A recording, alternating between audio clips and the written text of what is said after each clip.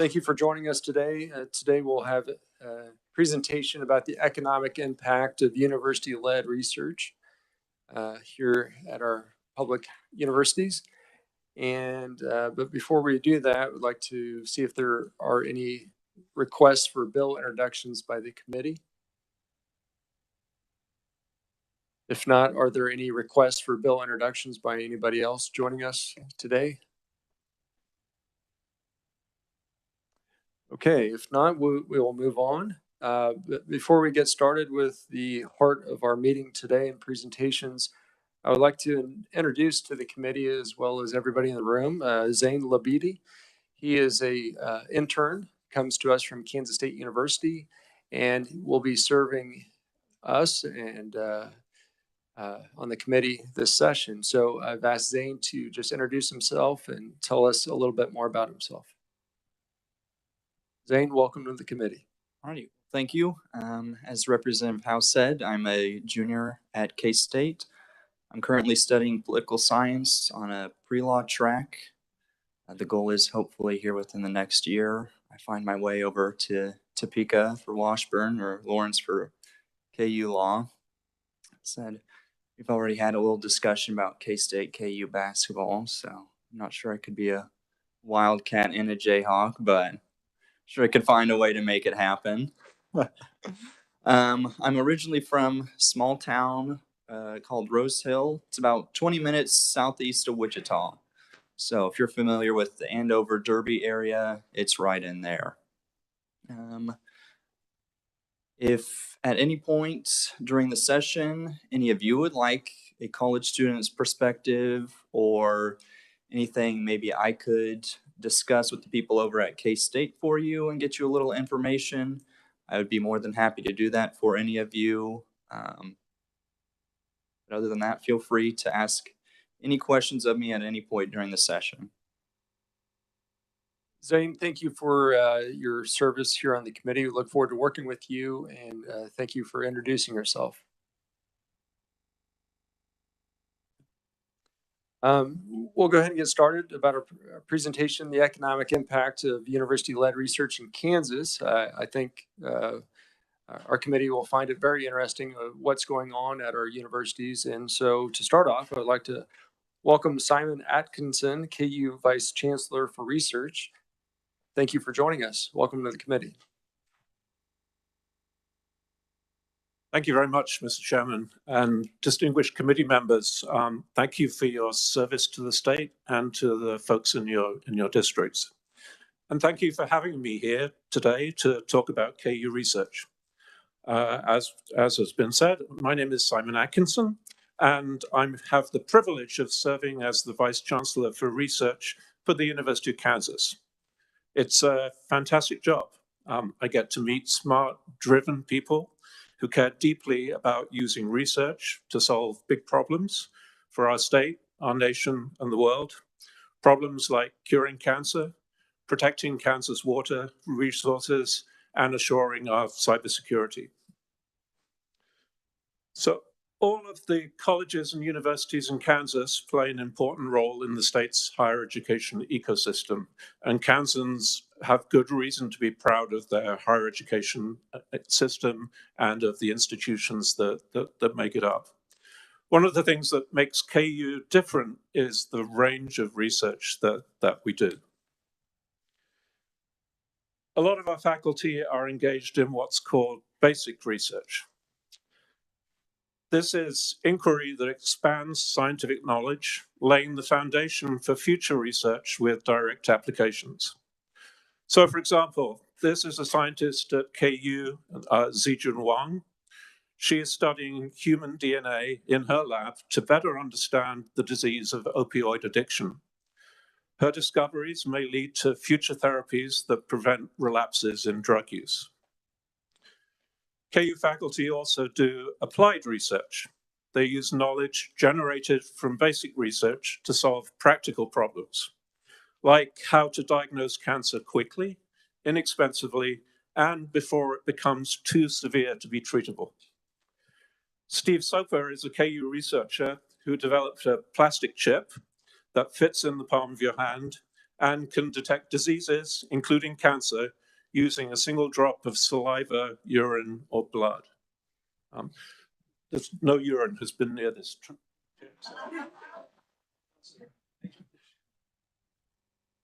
And then at our medical center, KU researchers also perform clinical research, where human volunteers help us test the safety and effectiveness of new treatments to improve patient care.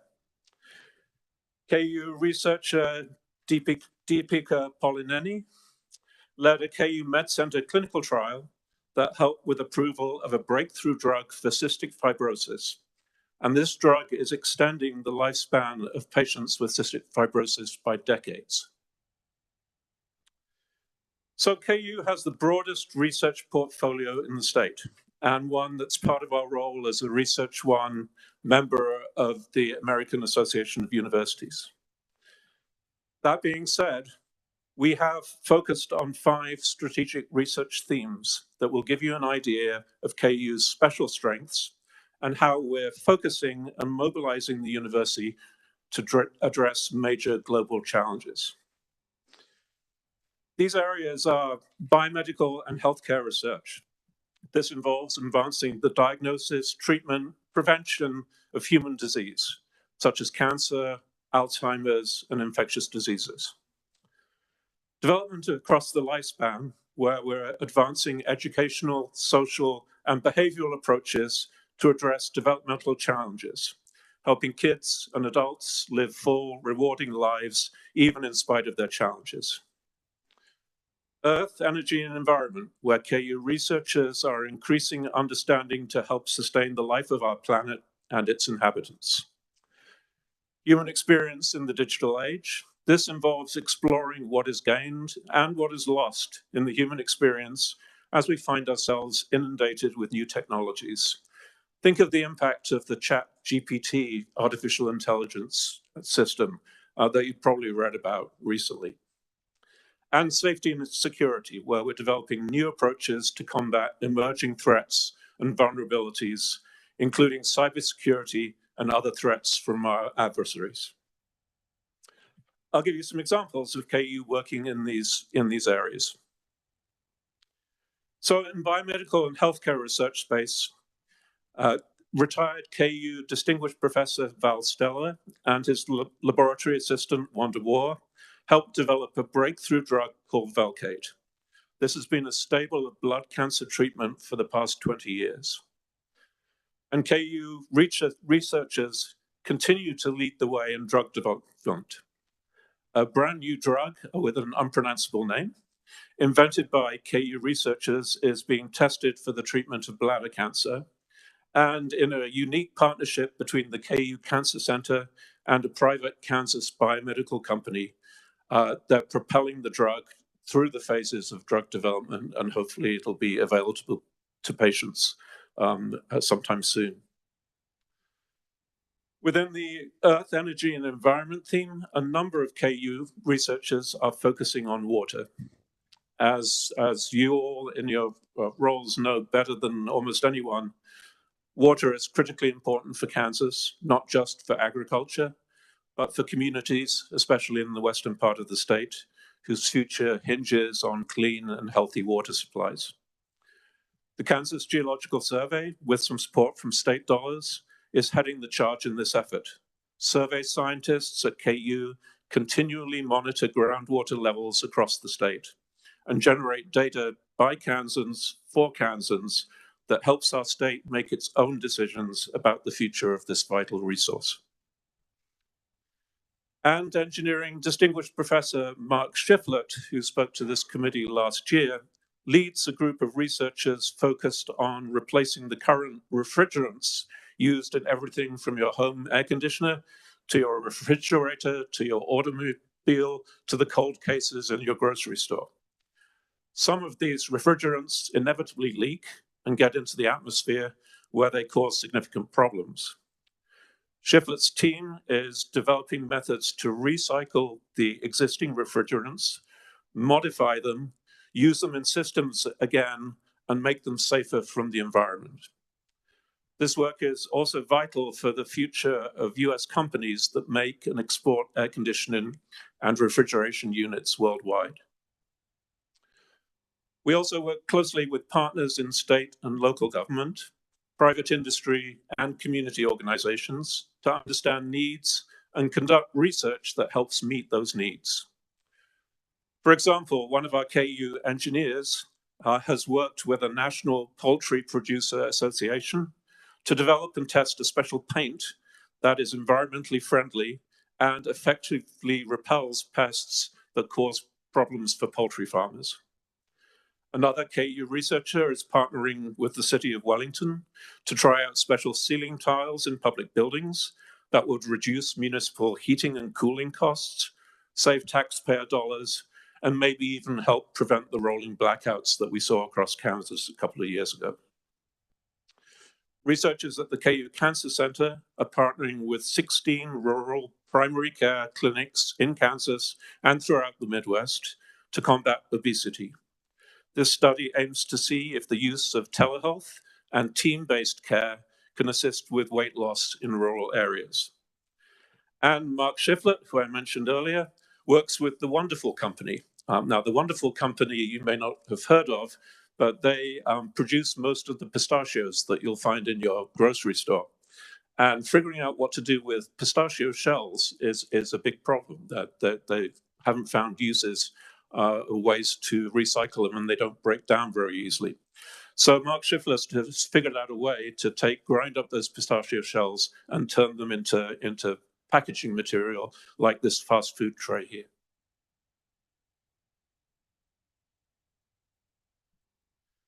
I want to talk a bit about the economic impact of KU research. KU research is critical to the economic success and future of the state of Kansas. KU ideas, solutions, and technologies, like some of the ones I've described today, are being licensed for beneficial use and spun out into startup companies that employ Kansans, invest in the state, and improve the lives of people and communities throughout our state and region. KU generated more than $303 million in externally funded research expenditures last year. That includes a substantial fraction of federal dollars that came to Kansas. They didn't go to California, they didn't go to Missouri, because our researchers had the best, most innovative ideas. Externally funded research at KU directly supports nearly 4,000 Kansas jobs in FY21. KU also pumped more than $50 million into Kansas companies for research-related goods and services. That spending went to businesses in 77 counties across the state. Importantly, Kansas is the top destination for research-funded employees after they leave KU. Nearly 40% of our students and postdocs funded by KU research grants over the past decade have stayed in Kansas to work in life sciences, healthcare, IT, education, and other sectors. 44 active startup companies have spun out of KU or are based on KU technologies, and 25 of those companies are doing business right here in Kansas. Through the university's relationship with the KU Innovation Park, KU researchers help attract businesses to Lawrence and the surrounding area. For example, Archer Daniels Midland, ADM, one of the world's largest agricultural processing companies, has a research center in Lawrence focused on converting agricultural materials into chemicals for consumer products like plastics, packaging, cosmetics, household cleaners. They've been partnering with KU's Center for Environmentally Beneficial Catalysis for the last 15 years. The entire KU Innovation Park system includes 63 companies and has created nearly 600 private sector jobs and $39.1 million in annual direct payroll. We project that this will increase to more than 1,100 jobs within the next 4 years, and that's a fairly conservative estimate. I want to mention briefly that we collaborate with our friends at K-State and Wichita State on a number of important research initiatives that benefit the state and are funded by the federal government. One current project is leveraging $20 million from the National Science Foundation, with $4 million in match from the Board of Regents, for which we're very grateful, to develop tools that will help Kansas communities with limited resources prepare for and bounce back from natural and other disasters. So I hope I've communicated just how important KU research is for the state of Kansas and its future success and prosperity. A key component of KU's research mission is to deliver solutions that make a difference to Kansas and the region. We do that by mobilizing our broad expertise to address a wide range of challenges, with a particular focus on the 5 key areas that I've discussed. And we partner with businesses, governments, community organizations throughout the state to meet these vital needs. Thank you for your interest in what you do, what we do, and in what you do. And I'm happy to answer any questions here. Thank you, Simon. Thank you for your presentation. Representative Smith, question. Thank you, Doctor, for being here. How much will artificial intelligence affect the doctors that are becoming doctors at KU? Will we not need as many, or? That's a really good question. There's no question that artificial intelligence will have widespread applications in healthcare. I think one of the best applications will be in extending healthcare, perhaps to regions of the state, to communities that don't have great access to healthcare. It will help physicians, radiologists make better diagnoses, no question. I think it's way too early to say what the impact will be long term on the workforce needs in healthcare. Thank you, Doctor. One more question. On TV, they talk about China stealing our research. Now, being medical, are we willing to share it with everybody? Yeah, there's a lot of research that we are willing to share, and we should share. I think we have a moral obligation to improve health worldwide, in particular. There's no question that our adversaries are finding ways to misappropriate the discoveries that are made in universities in the US. And that is a threat, national security threat to the US. My personal opinion is that the greater threat is that they are outspending us in research and discovery efforts. And if the US falls significantly behind in those efforts, that's the greater national security threat. Thank you, Doctor. Thank you, Mr. Chair. Representative Rajas. Thank you, Mr. Chairman. Dr. Atkinson, thanks for being here. We must have been on the same wavelength, because that was one of the things that I was concerned about. I think there's a couple things. One, I guess let's talk about that, maybe with the peer institutions in our region, and as far as budget, state support, and others, in those in Class 1 research institutions. Where is KU and where is the state of Kansas when we look at what we would consider our peers? I think if the data are complicated, because Kansas invests a lot in higher education. And it's less easy to tease out how much Kansas invests in its research institutions versus what other states put into their research institutions. My perception is that Kansas invests less than some other states in research institutions, and that has the potential to put Kansas at an economic disadvantage relative to other states who are committed to investment in research in the state as one of the main paths to economic development in their states.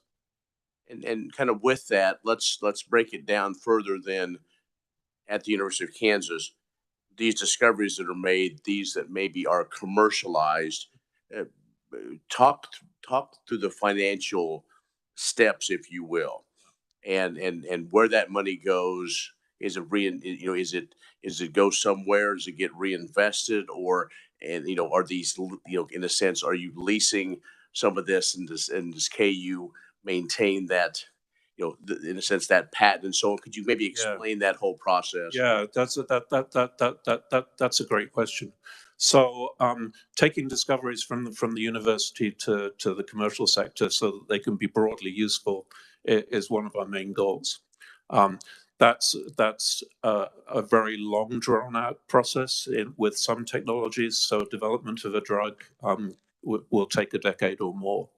Other technologies like software that we produce, we can get out into the marketplace over a much smaller timeline. And the kind of investment that's needed to bridge that gap between a technology in the university and a technology in the marketplace also varies depending on the kinds of technologies that we're talking about. So when we're successful, that benefits the university. So we get royalties on patents that come out of technologies that are developed in the university, and we put those royalties to work in our departments in supporting our technology transfer operation, and the faculty put those royalties to work in their labs for new discoveries. We also have, as I mentioned, we have a number of startup companies that have been founded by our faculty or founded based on the technologies that come out of KU. Many of those are in the KU Innovation Park, and that ends up employing Kansans, generating a business that provides tax dollars for the local community and the state. So this really is an all around win. There are some challenges in making that pipeline work from start to finish. There are gaps in the funding that's available to really develop the technology to take it all the way to the marketplace, and that's probably an area where the state can help. There are a lot of things the state has done, like small business tax credits, for example, help. Other states have invested in matching small business grants from federal government agencies, for example, and that kind of assistance for our innovators would be very helpful. Thank you, Mr. Chairman. Representative Amix? Thanks, Dr. Atkinson. Question, you brought up a point, Innovation Park and West Campus and the business facility that was developed by the city, the county, and the state. And we've just finished our third expansion, I think it is. That's right. Facility. So the number of businesses that have come through or have had startup from that facility, how many have stayed in Kansas? So the majority of those have stayed in Kansas. So some of them have moved out of the Innovation Park into other areas. We have lost some, and sometimes that's because facilities weren't available for them in Kansas. So life sciences companies require very expensive facilities, and to expand from the incubator facilities that they had in the Innovation Park, sometimes it's hard for them to find a facility to do that in Kansas. So they've actually in some cases gone out of the region because those facilities aren't available. So one of the goals of expanding the Innovation Park is to make sure that we have facilities ready for those companies to expand into, so that we can keep them in the state and keep their employees and their skills in the state. So the new facility that you mentioned, phase 3 of the Innovation Park, is full. And it just opened back in August. So the fear now is not the fear that we had at one time that we wouldn't fill it, but that we won't have the next facility ready in time to meet those needs and keep those companies in the state. Thank you. Representative Woodard. Mr. Chair, thank you, Vice Chancellor, for being here for your presentation. I have two questions, if the chair will indulge. First, I think less so for the folks in this committee because we hear from the institutions all the time, but when we're talking to our colleagues who I think oftentimes think research is all about lab coats and microscopes, what's our elevator pitch to our colleagues to talk about what this does for the state of Kansas? Sure. I mean, it improves lives. It makes the state more economically secure. It helps our kids, and it cures diseases. So there are a whole range of the things that we do, that the folks at K-State and Wichita do, that really improve lives for Kansans. That's the bottom line, as well as the economic impact. You know, and I mentioned the work in the Lifespan Institute around development across the lifespan. So the folks in the Lifespan Institute work every day with kids with disabilities, with autism, with intellectual disabilities, to work with those kids so that they can have the best life they possibly can, so that to the extent that it's possible, they can be fully functioning members of society and have a rewarding life. And our researchers wake up every day thinking about how to do that. Second question. Thank you, Mr. Chair. Less of a softball, but you've also kind of pointed to this with one of the other representatives' questions. But you know, when we're looking at the math, a $30 million-ish investment from the state to see what you all are doing and the 4,000 jobs that are being externally funded. We talk about 4,000 jobs. We just passed a bill last year that's bringing 4,000 jobs, right? So it's a huge ROI for what we're doing. You touched on it a little bit, but as we're looking at beyond going into things like the University Challenge grants for economic development and the continued investment, what else can we do to target our work to make sure that we're supporting our research institution? Yeah, that's a great question. I think the research institutions need robust, consistent funding. So the rise and fall in base budgets hurts us. So the extent that the state can maintain consistent base funding for the research institutions, that's the foundation on which all of this lies.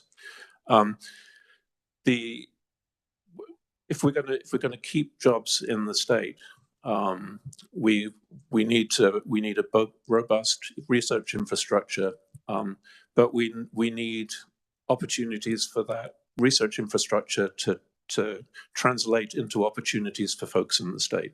So that does mean economic development dollars that will help small businesses, that will attract larger businesses to the state, and also support for some of the major economic development initiatives that offer a lot of promise for our state. We're working with colleagues from across the state on a hydrogen hubs initiative that you may have heard about. If this happens, it will bring in over $1 billion from the federal government. It will catalyze a new industry in the state of Kansas with well-paying jobs. It will leverage a lot of the strengths that this state has that no other state has. It will create opportunities for further research and development, and it will particularly benefit regions of the state that may have missed out on some of these economic opportunities because of where the strategic assets for a hydrogen hub lie in the state. Thank you, Mr. Chair. Representative Wassinger. Thank you, Mr. Chair. Thank you for being here. I appreciate it. My son has benefited from the cancer research at KU has done. So first, I just want to say thank you.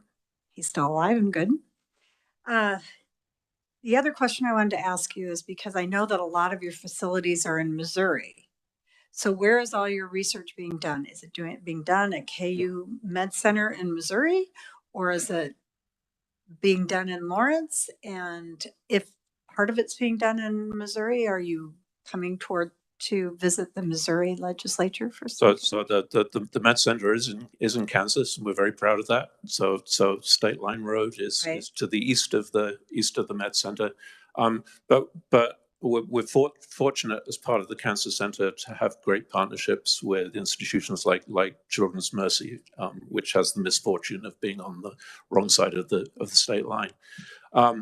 And that it's a way that we can have synergistic interactions with those institutions that benefit everybody. The most of the KU's cancer research is done all over the place. So our cancer center leads clinical trials that are done in multiple sites all over the country, as well as right here in Kansas. But most of the emphasis of the cancer center is really thinking about what are the greatest issues in cancer for the people of Kansas. So what cancers have the highest incidence in the state and the region, and what can we do about them? And so that's what drives the direction of the cancer center, and that's partly why the cancer center was able to achieve comprehensive cancer center status. Because the National Cancer Institute recognizes that our cancer center is doing things that no other cancer center is doing because of the people it serves. You may not know the answer to this. How are there any studies being done to see if the newest cancers that are coming out are due to some of the chemicals that we've used through the agricultural belt?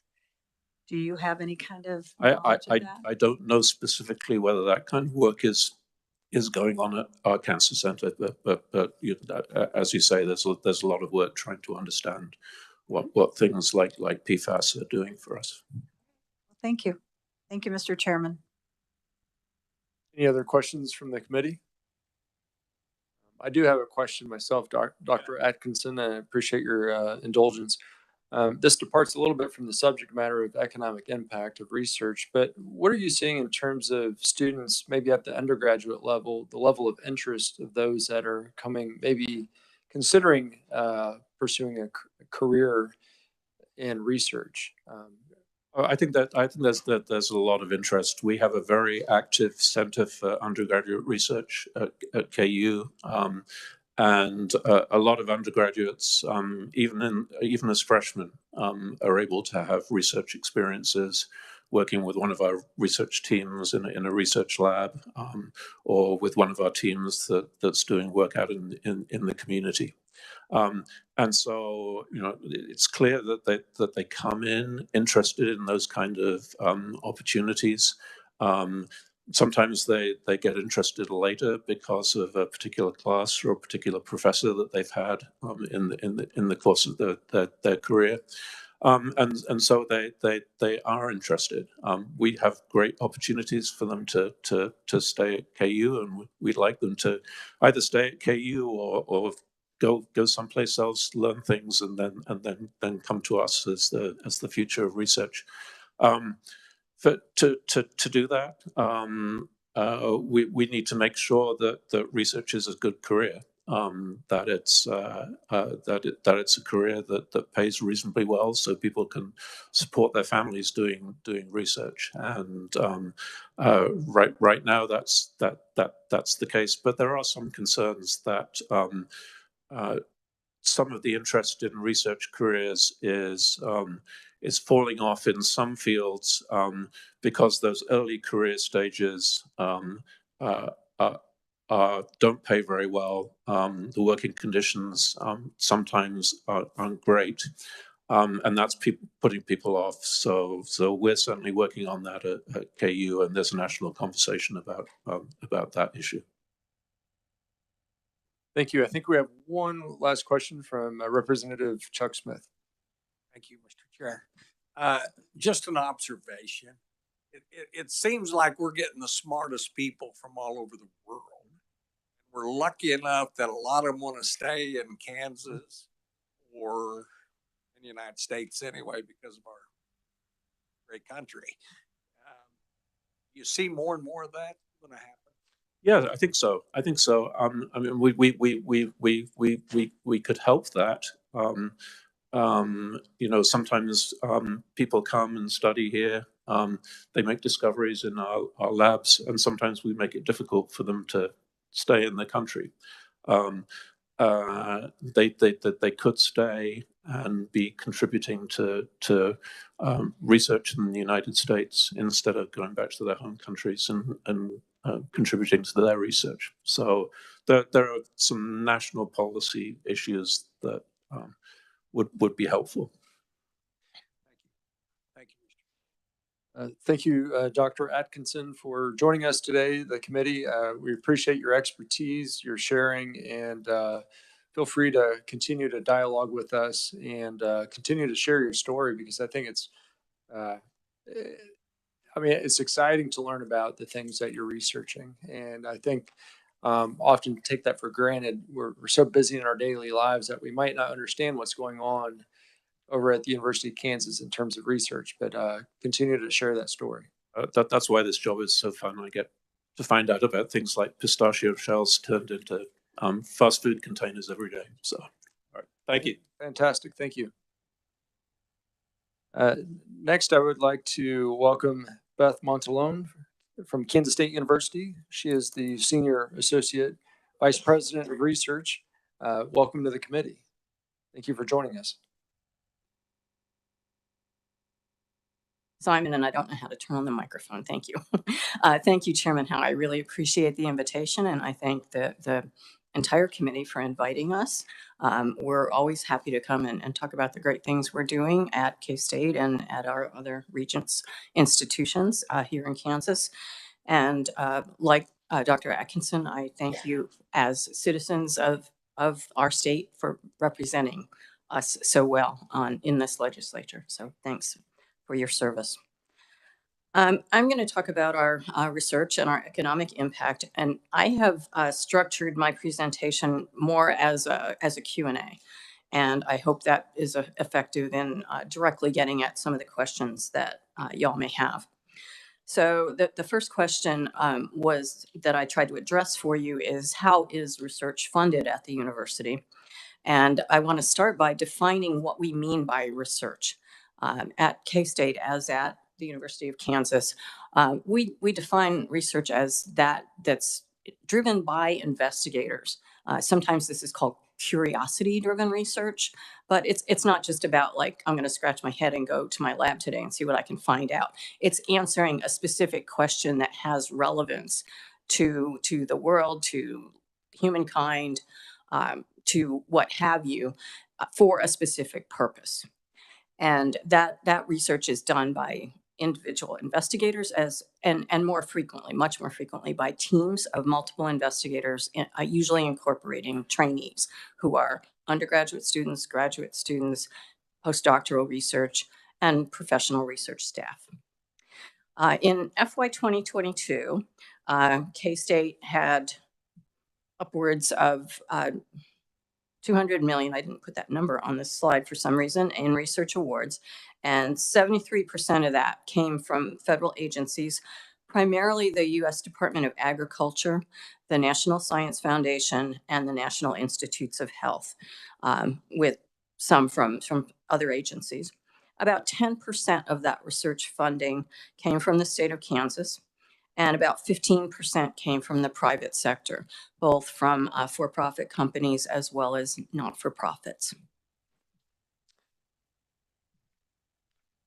So the next question is, does the university believe that the state is contributing sufficiently to our research? And of course, we appreciate all of the investments that the state makes in Kansas State University. Specifically, we get funds annually through Global Food Systems Initiative, and also direct funding to the Colleges of Agriculture and Veterinary Medicine. None of those funding sources and streams are directly intended to support research in their entirety. So they do partially support research, although their primary goal is not research per se. On the next slide, I've asked this question again and have said, what would help? How could the state contribute more that would directly support research? And the answer I'm going to give, and Dr. Atkinson also kind of mentioned this, is in the infrastructure.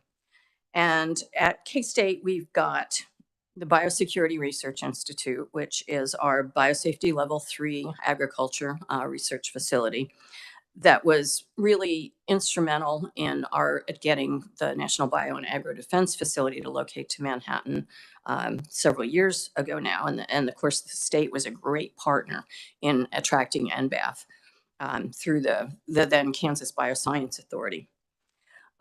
Because we have the BRI and because we have NBAF, the BRI is now working at capacity. That building is full.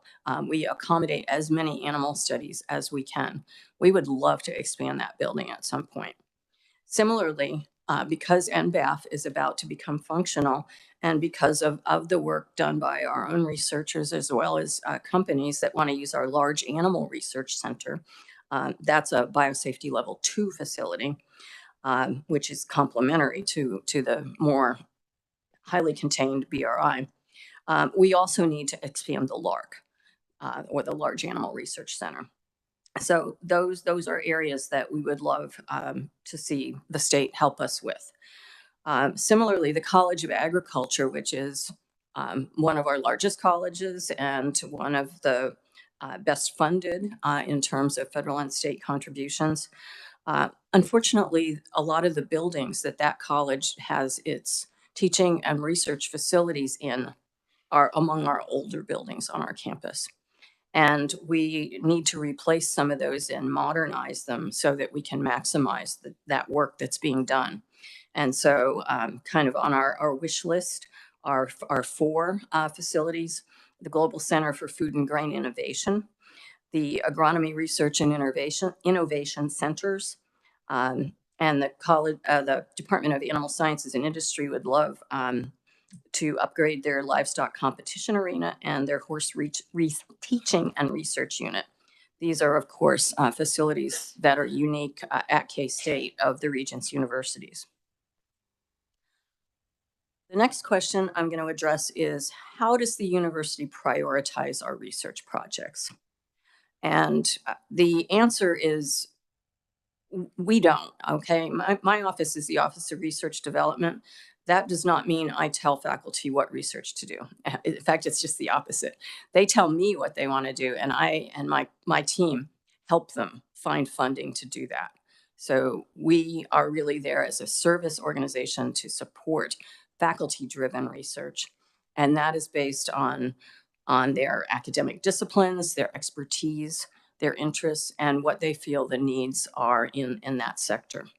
So what we do in the Office of Research Development is help them to identify promising directions and perhaps refine their research questions, help them identify appropriate funding avenues, perhaps help them align with teammates across campus that may be in other departments that would have complementary skills that could support their projects, and also potential industry partners, and also to help align that research with the needs of the university and the needs of the state. What kinds of research does this translate into that K-Staters work on and its impact on the state of Kansas? We have, as Dr. Atkinson told you, for KU, we work on a very broad array of research topics, but the majority of those grants, of those projects, is issues of direct relevance to all Kansans. And so I've broadly grouped these into 5 categories. Agricultural improvements. This is a really large category. It includes things like, better ways to wean your dairy cattle or calves from dairy cattle, better ways to conduct other kinds of animal-based research or row crop agriculture, better varieties of seeds, improved pesticide-resistant varieties, for example. We also have extensive research going on understanding the dynamics of prairies and rangeland, for example, in regard to annual burning, in regard to decreased rainfall, as we're experiencing across most of the state, but especially western Kansas. We also have very active research in combating diseases, both agricultural, so of plants and animals, as well as zoonotic diseases, those that infect people as well. And we have a lot of work that support children, that supports schools, families, and the military. We believe in improving public health in many ways and have research in that field.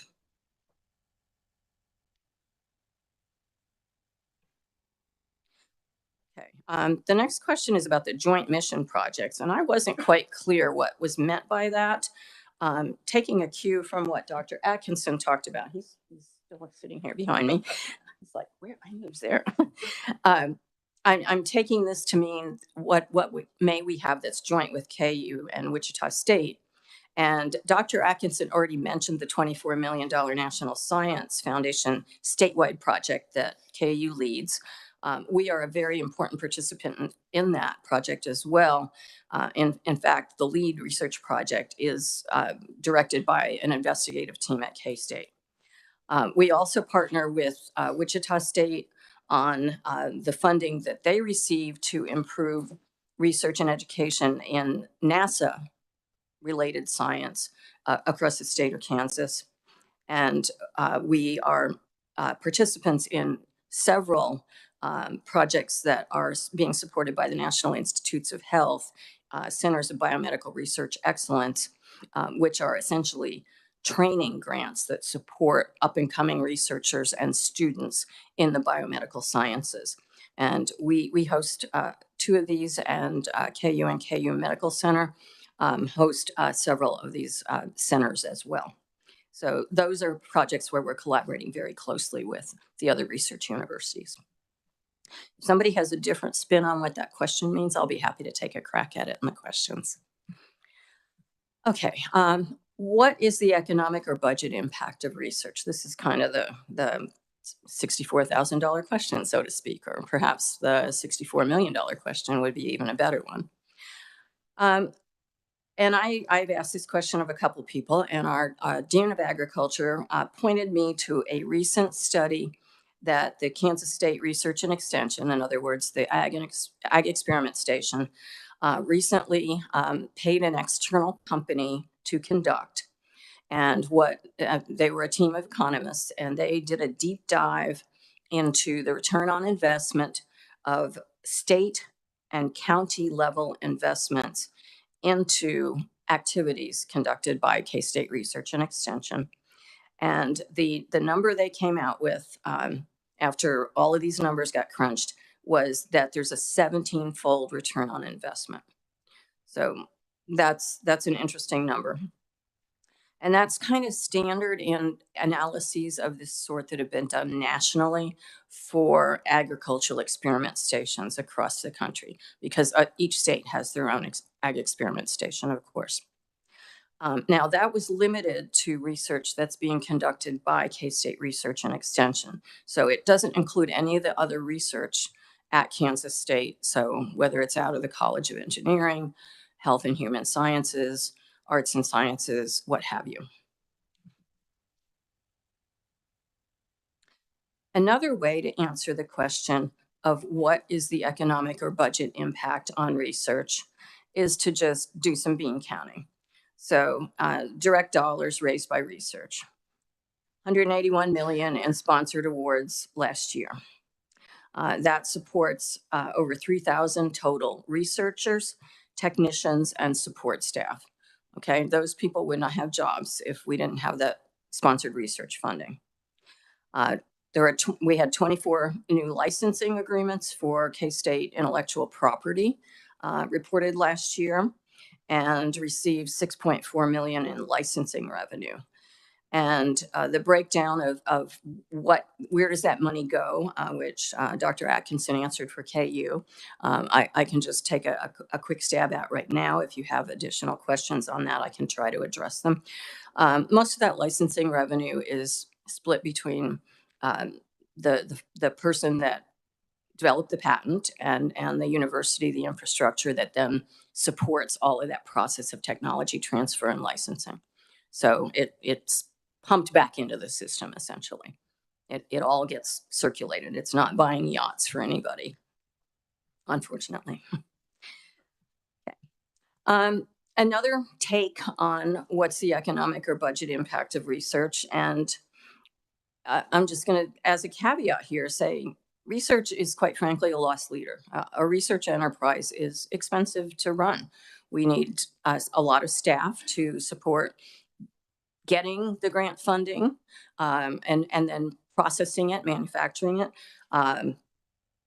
reporting back to the federal government. There's quite a lot of reporting, as you might expect. And then, of course, the whole technology transfer operation is also must be supported. But because we invest that funding, it becomes a driver of innovation that ultimately results in a positive financial impact for the state and economic growth. Another way to look at research is it enhances visibility of the institution and the reputation. And it can help attract companies and investments. And I mentioned NBAF a little bit ago. That was an excellent example of a university community state partnership that got NBAF to Manhattan. Well, I can tell you that's paid off already because NBAF was a big piece of what attracted Scorpion. I mean, of course, K-State, Manhattan community, the state of Kansas put very significant funds into attracting Scorpion. But the reason they even looked at Kansas to start with was because NBAF was here. And Scorpion wants to make vaccines and other biological therapeutics for the same kinds of diseases that NBAF is going to work on. Okay. 2 years ago, the Board of Regents challenged each of the Regents universities to respond to their strategic plan, Building a Future, particularly to Pillar 3 of that strategic plan, which is promoting economic prosperity in the state. So what I'm going to talk about a little bit is our response to the Regents plan, and that's what we call, simply enough, our Economic Prosperity Plan, or EPP or EP plan. And the bottom line of that, the take-home message, is that we made a bold pledge that in 10 years that we would commit to bringing in $3 billion new dollars in investments in the state and 3,000 new jobs into Kansas, which is, it is a bold step. But we feel we have the goods to do this. Next slide, please. Thank you. This slide is a very brief illustration of how we structured our economic prosperity plan. We identified four focus areas that we wanted to focus on. And 3 of these are well aligned with our land grant mission and our historic and current research strengths. Food and agricultural systems innovation is kind of a no-brainer for a focus area to build upon our basic and applied research, as well as our strong partnerships with companies in the ag space. Digital agriculture and advanced analytics is the future of agriculture. And we have some up and coming researchers in that space, as well as relationships with companies that want to use artificial intelligence and modern technology to help them farm or grow crops or grow cattle more efficiently. Biosecurity and biodefense. We have definitely stuck our stake in that focus area with the BRI and NBAF, and that is going to continue to be a strength area in Kansas. We are very engaged with trying to build workforce for biomanufacturing to support not only our own needs, but NBEF's and Scorpions and any other biomanufacturing companies in the state. So that area is for sure going to continue to grow. The kind of the outlier here in our EP plan is the one we call K-State 105. The 105 there refers to the 105 counties in Kansas, and it is modeled after, but not exactly the same as our extension network. Okay, so the K-State Extension Network has representatives in each county, and they do things like help homeowners, help farmers, help ranchers with questions they may have about their livelihoods and their lives. K-State 105 has the same sort of idea that we'll be out there helping all of the counties. But the idea is that we're going to help them with economic prosperity. We're going to help them if they have needs to start a business, build a daycare center, build more efficient homes that will be energy efficient. So, all of the ways that you might imagine that the university and its collection of expertise could support communities. That's what K-State 105 is about. We announced just last week in right here in Topeka, a strong partnership that we've formed with Network Kansas, which is a statewide agency that supports economic development. And they have 6 regions they've identified around the state. And we are going to combine our efforts with theirs so that we can maximize all of those efforts together. The bottom half of that page that you're looking at is talks about our game-changing research initiation program. That's a new opportunity that we just rolled out for university researchers. And we have challenged them to put together transdisciplinary teams that reach across our colleges, our traditional silos, if you will, of expertise, to ask really game-changing questions.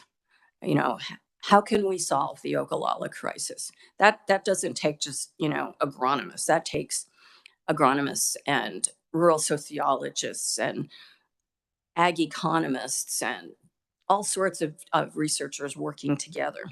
So we have just announced the first round of finalists for those, and it'll be interesting to see when they come out, because what we want to do is catalyze very large funding outcomes like $10 million, $20 million centers from those projects. Yes, you're there. Thank you. I'd also like to mention the EDGE Collaboration District. This is a university partnership with our K-State Foundation and the City of Manhattan. The EDGE refers to the edge of the traditional city of Manhattan. It's where the city meets the agricultural lands north of campus. And what this EDGE partnership is doing is convert that into an economic prosperity and development thoroughfare. The foundation is building a variety of structures there, not only office buildings, but also research facilities. The agronomy innovation facility will be on the edge. And it's also adjacent to our athletics facilities. So a lot of people come into town for, say, football and are driving past all of these other structures. They learn a lot more about what's going on campus. So it's an exciting way that we're putting together with the city and the foundation to build up that area of campus and bring in new and startup companies. So finally, we hope that putting together all of these efforts that we've got more recently, so the EDGE, the EP plan, the GRIP initiative, plus all of the things that we've been doing for a number of years, is going to help us position ourselves to be the foremost global food, biodefense, and biosecurity university in the country. Thank you, and I'm happy to try to answer any questions that you may all have. Thank you, Dr. Montalone, for being here today and for your presentation. I did have a question just to kind of start off the discussion. Say I represent a district in central Kansas, the 71st district. It's the east part of Salina in Saline County. So if I'm say a small business or even a company, if you will, and I would like to partner with a public institution like Kansas State University in terms of trying to leverage your expertise or a possible research project. How would someone go about doing that? If it's a research project, that those kind of come in through my office, those kinds of queries. And what we do is we look at what it is you're looking for and ask ourselves, do we have that kind of expertise? We all have a pretty good understanding of who does what on our campus now. And we would connect you up with the right person. If it's start a business kinds of question, as opposed to make something kind of question, we might connect you with the College of Business or with K-State Innovation Partners, which is our fully owned nonprofit that is our tech transfer, corporate engagement, and economic development unit. So it kind of depends on what it is you need. We'll get you connected. We want to be a one-stop shop through K-State 105 for all those kinds of needs across the state. Thank you. Another question. We talk about, or it was presented about return on investment, and I know that study was done by K-State Research and Extension, and It was done for them. But only applied to what they do. But in terms of, I know the University of Kansas in their presentation talked about basic research and applied research. Is there a difference in return on investment between the two? The main difference with basic research is that the time frame for the ROI is longer. Applied research, you might solve a problem that has pretty immediate impact, and you can license some kind of a discovery that a company takes off and commercializes, and you start to see the return on that pretty quickly.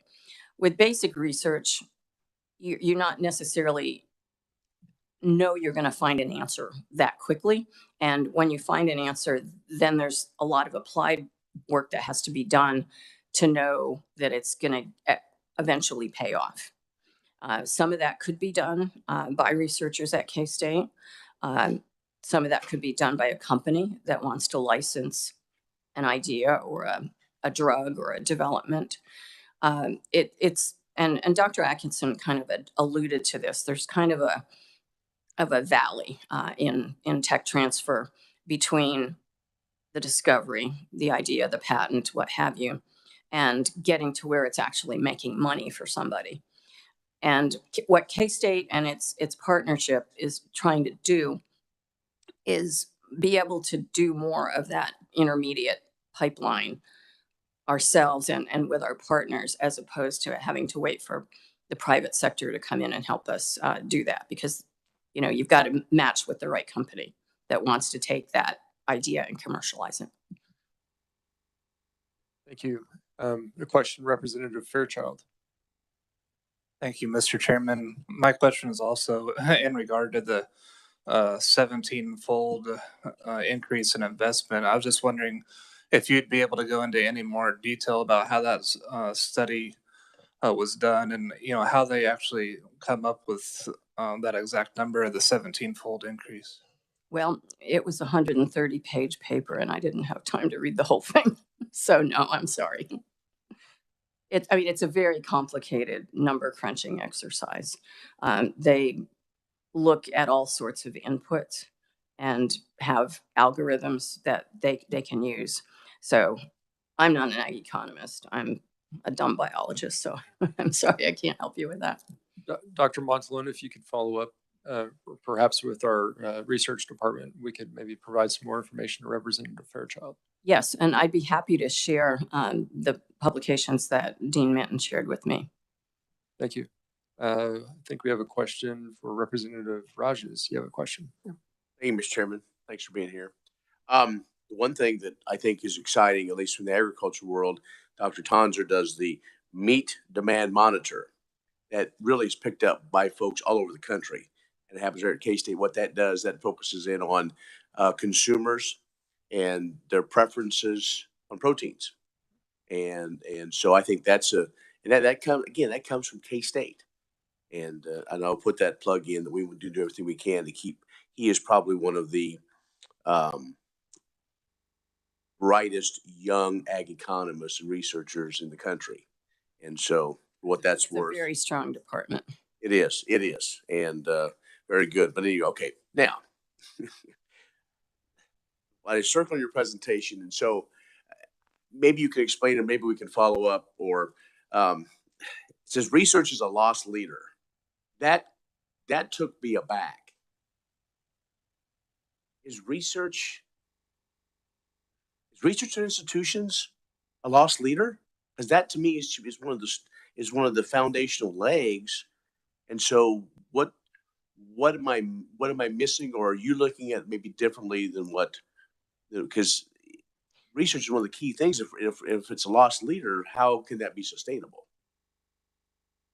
Any one research project, you don't know that you're going to get a return on that investment is really what I was talking about, as well as the large investment that's required to establish and maintain a research institution's portfolio of projects.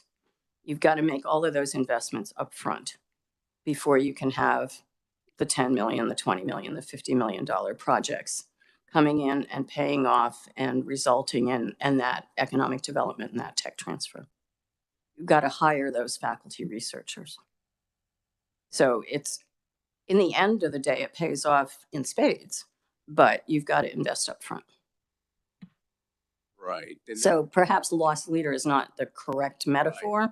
Well, and I guess it was a trigger word for me. I mean, I understand that. I understand the buildup, but a lot of times as we look at your research projects, build upon research projects, if you're just starting out, you're not going to hopefully shoot for $100 million. If you don't get it, then you're really in a pinch. But build on those successes, because I guess I didn't hear that from the presentation from the University of Kansas, and so that's where I'm going. Okay, are both institutions looking at it differently? I'm not trying to put you in a corner. I just want to make sure that that when we talk about the investment, we as a state, at least, even though it's a small portion, I get that we're trying to do better, but are we looking at, when we talk about research, are we comparing comparable? You see what I'm saying? I think the operations at K-State and KU are very similar. So it's not a loss leader in the sense that Thanksgiving turkeys are sold at a very discounted price because the groceries hope that you will come and buy all the rest of the stuff for your dinner there at the regular price. It's a loss leader in the fact that you've got that long run up to the really paying off the big dollars. Very good. Thank you, Mr. Chairman. Representative Amix. Thanks for being here. I have a question, and it goes a little bit with your realize that the University of Kansas expansion in that area. These competing facilities, competing. I mean, if you look at it in one way on the surface, sure, they're competing because they're both trying to do the same kinds of things for their respective cities. But they're both contributing to the state, and we're probably not competing for the same kinds of businesses. K-State is going to be primarily attracting, let's face it, agricultural and veterinary health companies to our innovation district. KU is probably mostly attracting the biomedical firms. Then a follow-up question would be the relationship between Kansas State University and the University of Kansas. As Dr. Atkinson was talking, one of the problems that may happen on the Orange campus is that we may not be able to get the next expansion of the business facility, trying to attract that new business. That relationship such that you may have a may have an upstart build or business that comes on that Lawrence may not, or University of Kansas may not be able to. Maybe it fits into the program at K-State. Is that something that works well together? Can work well together, or is working well together right now? I would say we have very close relationship with Simon's operation at the University of Kansas. My boss, Dr. Rosowski, who is, by the way, testifying upstairs at the moment, which is why he's not here. Oh, that guy. Okay, those two guys talk all the time. Our tech transfer people talk all the time. Our foundation people talk all the time. Kansas is too small a state for us not to talk to each other. Yeah, yes, go ahead. And I appreciate that answer, and everybody's head shaking up and down. I want you to know, and I would hate to see us miss anything, especially by the investments, not only of the state, but the two communities that are putting up monies also. So I appreciate that answer.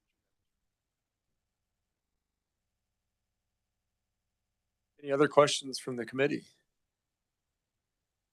Certainly appreciate all the questions that have come from the committee. And are there any more questions for not only Dr. Montalone, but Dr. Atkinson? I see that he's stayed around to be with us today. So, all right. Well, thank you very much, Dr. Montalone. I appreciate your presentation today on behalf of Kansas State University, and been a great opportunity to learn more about what's going on and how these research projects are working, and especially its economic impact on the state of Kansas. I guess moving on down the agenda. Thank you so much for the opportunity, sir. You are very welcome. Thank you.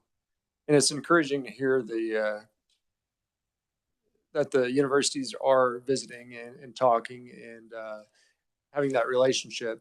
And I will, although I can't speak on behalf of their university, but Wichita State University was unable to join us today. But they are the other research university here in the state of Kansas, and they definitely specialize in some things different and unique from Kansas State and University of Kansas. So I'm sure we'll hear a little bit more about that later on in the budget presentations. But moving on to announcements. Are there any announcements that committee members have? So I'll have to ask my committee assistant, Phyllis, did the revised agenda get submitted or published yet? Do you know, Brianna? Phyllis? Okay, it's in the system. Okay. Okay. Well, oh, that is fine. I'll just speak a little bit about the committee schedule next week, and you'll be able to see that online as well. It'll come via email, but next week's schedule is pretty full. On the first weekly agenda, I had us working all 5 days, but we're going to do some educational things on Monday and Tuesday. We're going to talk about budget performance agreements, as well as performance-based budgeting on Monday, I believe. Tuesday, we'll have a presentation about budget analysis, or not a budget analysis, but the process in which we make budget recommendations as a committee. Does that sound better? Okay. And so if you need to join via WebEx, that is perfectly fine. But if you can be here in person, that's always good too, because I would appreciate to have somebody else here. But so that's Monday and Tuesday. Wednesday and Thursday, we will have budget presentations from the Kansas Board of Healing Arts, the Kansas State Library, the Kansas Historical Society, and the Behavioral Sciences Regulatory Board. So that's Wednesday and Thursday. That being said, the goal is to not be here on Friday. So if we can make the recommendations the day of, we're going to try to do that. So on Wednesday, when we have the hearings, budget hearings on those institutions, we'll do recommendations that day, if possible, if time allows.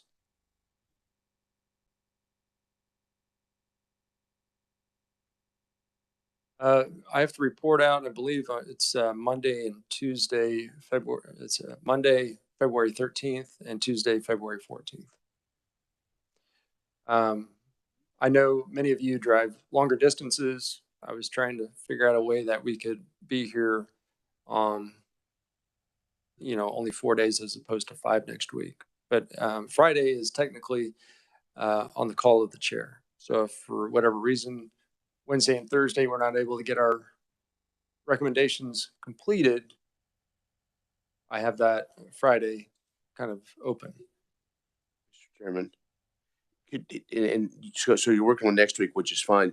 Is there a way that you could maybe give us a rough draft of like when the universities are coming and what the time schedule is for when you have to go for appropriations? I'm a little concerned about, even though these are small agencies and sub-agencies, to make the budget recommendations immediately after hearing the presentation, just in case if we do have some questions that need. But again, you're the chairman, but if you have an extra week, if there's a way we could maybe make those recommendations on Monday, it shouldn't take very long. But if you have more presentations on that next Monday than the 5th, so if there's a way you could kind of give us your outline of how we're going to handle all those, and we can kind of act appropriately. Thank you. Thank you, Representative, and I'll certainly take that under advisement. Ideally, I was trying to wait at least 24 hours before making recommendations. However, given the schedule, I was trying to see what we could do to get things fast-tracked. But I'll take that under advisement, and certainly I know Legislative Research Department and Brianna has been working very diligently to trying to schedule all the university presidents and accommodating their schedules as much as possible. And that's been a little difficult. But Brianna, could you give us an update about if we're still waiting to hear back on some of those dates and when you might expect the calendar to be finalized?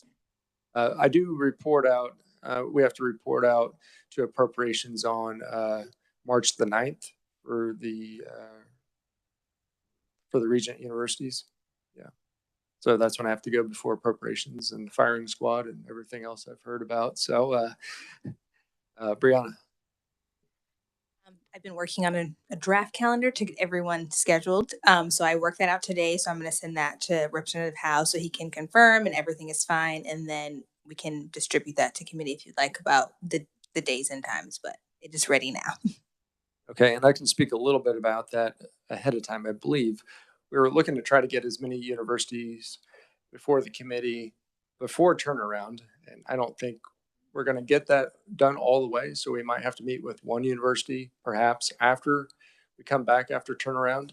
But that still gives us quite a bit of time to make recommendations. And we could certainly put off doing recommendations on the smaller state agencies until then. We could certainly do that. But I was kind of worried about memory and timeliness and how soon after. So certainly take that under advisement. Representative Fairchild.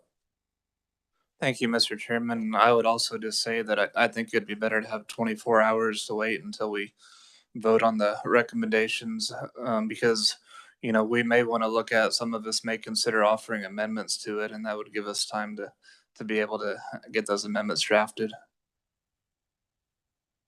Thank you, Representative. All right. Well, thank you for joining us. Look for your emails and updated schedules and hopefully getting a finalized calendar for everybody so you guys can plan your time outside of the Capitol. Thank you. Meeting is adjourned.